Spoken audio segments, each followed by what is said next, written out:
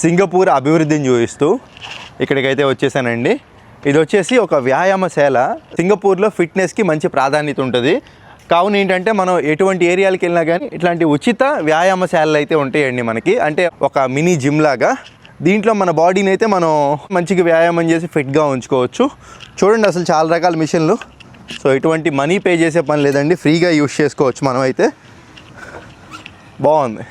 Array భలే ఉందండి. ఈ ఎక్సర్సైజ్ ఎందుకు చేస్తారో ఏంటో తెలిస్తే కామెంట్ చేయండి. వ్యాయామం చేస్తున్నట్టు లేదు, ఆడుకుంటున్నట్టుంది. ఇది ఇంకో మిషన్ అంట. అబ్బో ఇది కాళ్ళకు అనుకుంటా. బాగుంది ఇది కూడా. ఇలా చూసుకుంటే బోల్డ్ మిషన్లు అండి. సింగపూర్లో మోస్ట్ ఆఫ్ ద ఏరియాల్లో ఇట్లాంటి మిషన్లు అయితే ఉంటాయి. అలాగే మీకు గత వీడియోలో చూసుకున్న దీని గురించి అయితే ఎక్స్ప్లెయిన్ చేశాను. ఇది రబ్బర్ మ్యాట్. సో మనం కింద పడినా కానీ మనకి దెబ్బలు అయితే తగలవు. చాలా బాగుంది ఇది.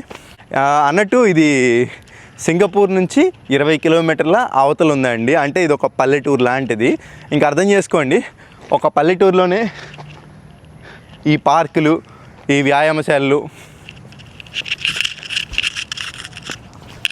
ఇది మెట్రో ట్రైను, ఇంకా ఈ బిల్డింగ్లు ఈ విధంగా ఉన్నాయంటే ఎంత అభివృద్ధి చెందిన దేశమో, ఎలా ఉందో అర్థమవుతుంది మనకి. మరి మీకు ఎలా అనిపించిందో కామెంట్ అయితే చేయండి.